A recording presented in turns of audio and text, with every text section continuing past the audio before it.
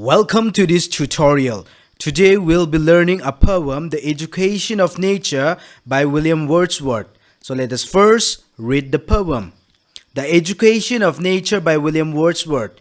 3 years she grew in sun and shower.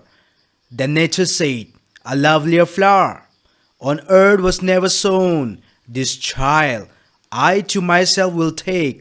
She shall be mine, and I will make a lady of my own. Myself will to my darling be, both low and impulse and with me. The girl in rock and plain, in earth and heaven, in glade and bower, shall feel an overseeing power to kindle or restrain. She shall be sportive as the fawn, that while with glee across the lawn, or up the mountain springs, and hers shall be the breathing balm, and hers the silence and the calm of mute insatiate things. The floating clouds their stage shall lend to her, for her the willow bend, nor shall she fail to see, even in the motions of the storm, grace that shall mold the maiden's form by silent sympathy. The stars of midnight shall be dear to her, and she shall lean her ear in many a secret place, where rivulets dance their wayward round, and beauty, born of murmuring sound, shall pass into her face, and vital feelings of delight shall rear her form to stately height. Her virgin bosom swell. Such thoughts to Lucy I will give, while she and I together live here in this happy dale. Thus nature spake, the work was done. How soon my Lucy's race was run! She died, and left to me this heat, this calm and quiet scene, the memory of what has been and nevermore will be. William Wordsworth was born in the year 1770 and died on 1850. He was a famous English romantic poet. He was considered to be the pioneer of romantic poetry. Some of the primary themes common to romantic literature and running through his works are the power of the imagination and the beauty and power of nature. Wordsworth was England's poet laureate from 1843 until his death in 1850. Structurally, a poem, The Education of Nature by William Wordsworth, was divided into 7 stanzas, and the poem was written in AABCCB rhyme scheme pattern in all the stanzas. The Education of Nature is a part of small number of poems that Wordsworth wrote, which are grouped under the heading Lucy poems. So this particular poem is one of Wordsworth's Lucy poems. So Lucy was an unknown girl, a mysterious girl whose identity is unknown, and critics have widely debated on her identity. She was seen as a beloved mistress, sometimes a friend, sometimes a well-loved child, and even a sister, so without achieving any certainty. So in this particular poem, Wordsworth establishes nature as the paradigm of all the teachers and schools, as opposed to the disciplined and mechanical formal education that he abhorred. He believed that nature has in itself the powers to mold a child's personality in an all-round way. He portrays nature as a tender lady whose school is relaxing and enjoyable, making it far more conducive to learning than regular school. In this poem, nature is personified as a teacher. As we all know, personification in literature is a literary device in which an inanimate object or idea is given human characteristics. In this poem, Wordsworth personified nature as the best educator for mankind. The poem opens as 3 years she grew in sun and shower. So here she refers to Lucy. So Lucy has been living with the nature under the embrace of nature since she was 3 years old. So she grew both in sun and even in shower.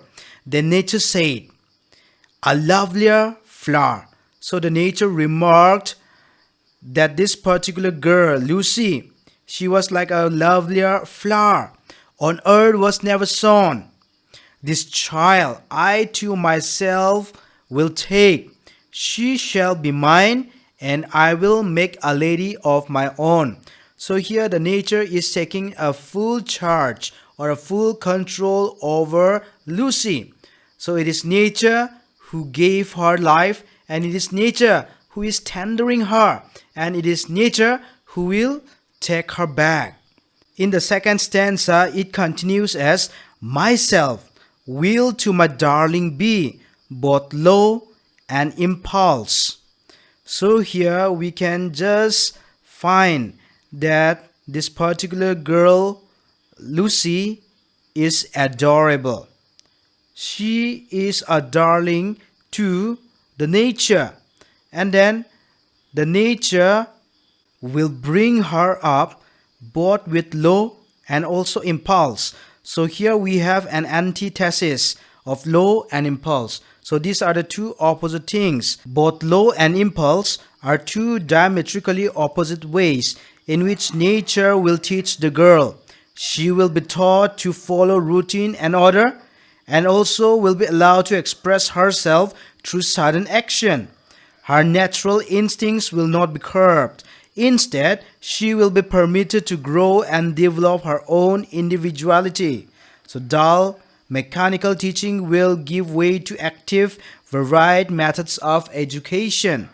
So with nature, the girl will be in rock and in plain, in earth and also in heaven, in glad and also in bower.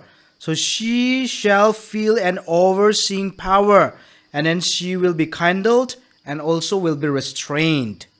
She will be given a freedom to grow up, to develop her own personality, to cherish, to develop her own individuality. And at the same time, she will be controlled, will be nurtured, will be restrained. She will be taught what to do and what not to do under the close embrace of nature. In the third stanza, the speaker further says that under the education of nature, Lucy shall be sportive as the fawn. Fawn means a young deer or a doe, that with glee across the lawn or up the mountain springs. So she will be given a freedom to play around, to be sportive as a young doe without any restriction. And hers shall be the breathing balm, or she will breathe the calmness, she will breathe the relief, and she will bear the silence and the calmness of mute, insensate things without any feeling of the worldly life. As we can see, during Wordsworth's time, the society was changing. The people in the society, they were busy and they became selfish, materialistic, and opportunists during the Industrial Revolution that is going on in England.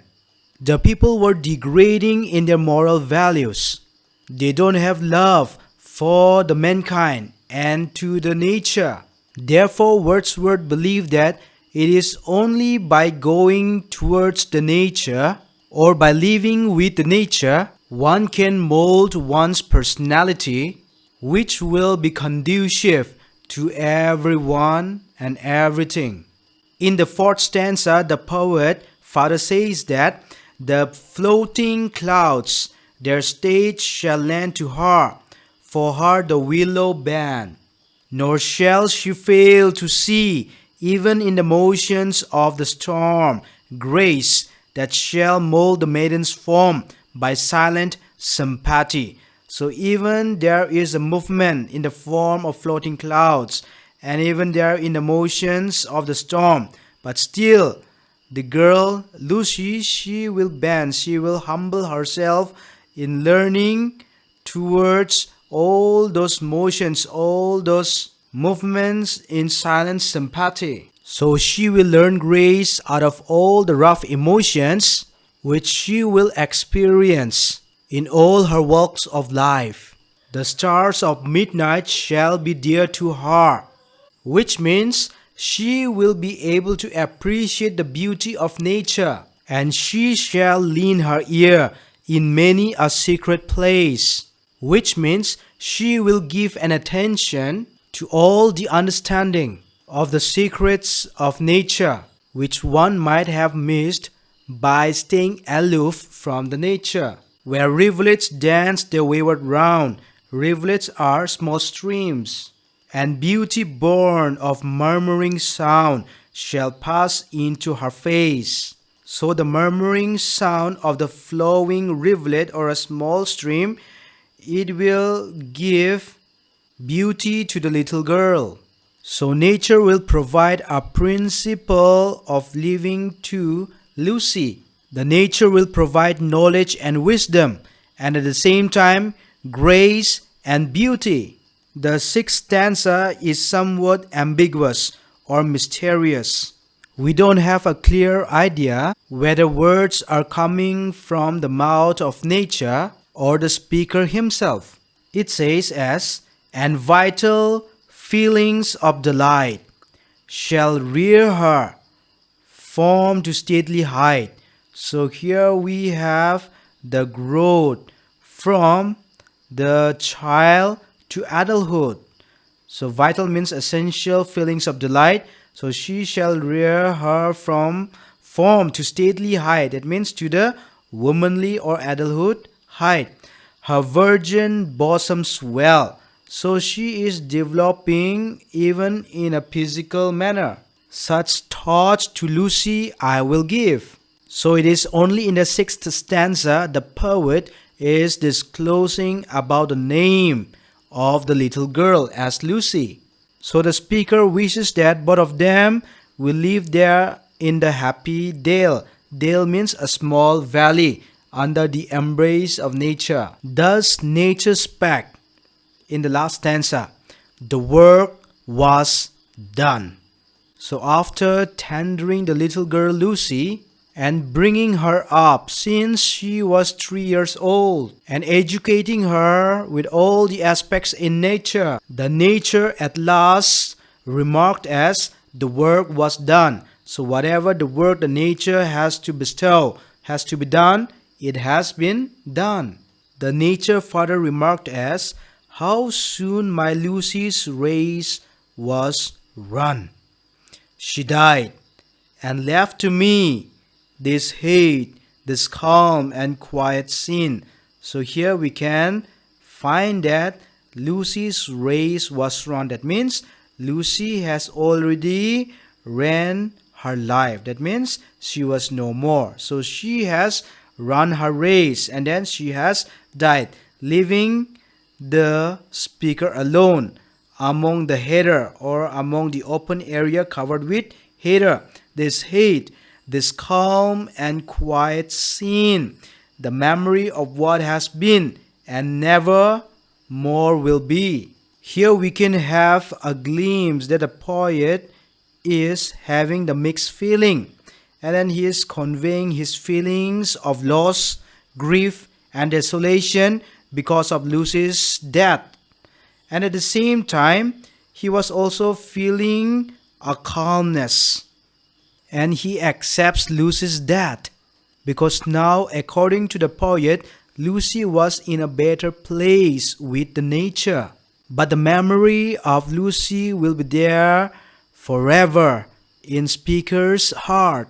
Thus the poet believed that the purity of character can be achieved under the education of nature. So this is the concise tutorial on the education of nature by William Wordsworth. I hope you all have enjoyed the video. Thank you for watching. Enjoy learning.